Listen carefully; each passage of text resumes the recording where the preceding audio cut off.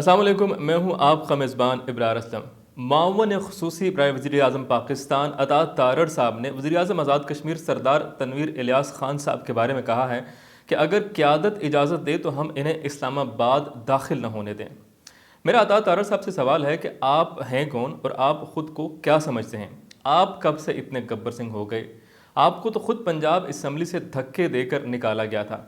आपने धमकी तो इस्लामाबाद की दी है, लेकिन पंजाब असम्बली तो लाहौर के अंदर है और लाहौर को आप अपना गढ़ कहते हैं।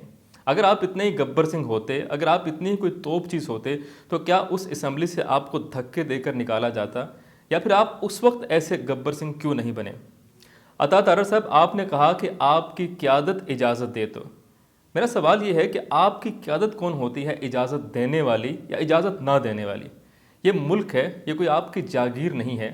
इस मुल्क का एक आइन है, कोई कानून है और कोई ज़ाब्ता है। इस मुल्क का आइन और कानून ही आज़ादियाँ देता है और इस मुल्क का आइन और कानून ही पाबंदियाँ लगाता है। किसने कहाँ जाना है, किसने क्या कहना है, किसने कहाँ नहीं जाना, इस बात की आज़ादी सिर्फ इस मुल्क का आइन दे सकता है। लेकिन आपको आइन और कानून का क्या पता? आपने तो सरेआम इस आइन की बेहुरमती की थी।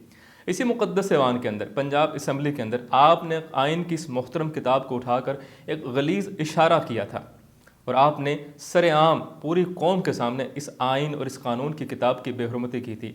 आप तो इस आइन को जूते की नोक पर रखते हैं, इसलिए आपको शायद आइन और कानून का नहीं पता। अता तारड़ साहब, आपने कहा कि आप अपनी क़यादत की तरबियत याफ्ता हैं।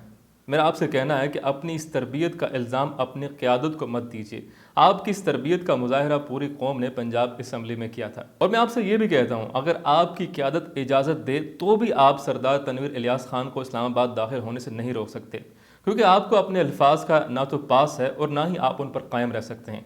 अगर आपको अपने अल्फाज का इतना ही पास होता और आप उन पर कायम रहने वाले होते, तो आज आपका नाम अता तारड़ ना होता, आपका नाम कुछ और होता।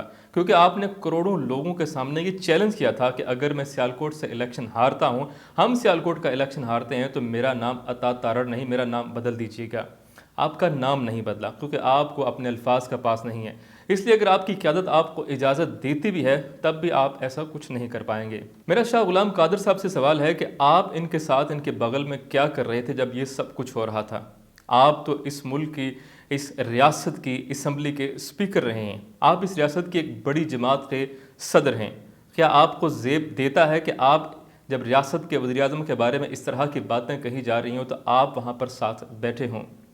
आप कम अज़ कम अपने कुलीग राजा फ़ारूक क़दर ख़ान साहब से ही सीख लीजिए कुछ, कि उनका क्या रवैया था, उनका इस बारे में क्या कहना है, और वो जब रियासत की बात आती है तो किस तरह अपनी सियासत को पीछे रख कर उन्होंने बयान दिया।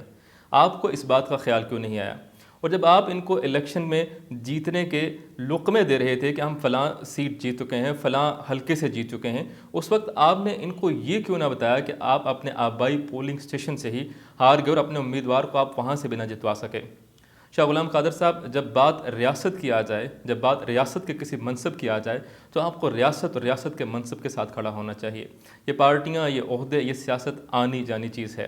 मैं तहरीक इंसाफ आज़ाद कश्मीर के कारकुनान से भी कुछ कहना चाहता हूँ। ये पुतले जलाना और इस वाक़े के बाद इस मामले की हसासियत को समझा जाना चाहिए।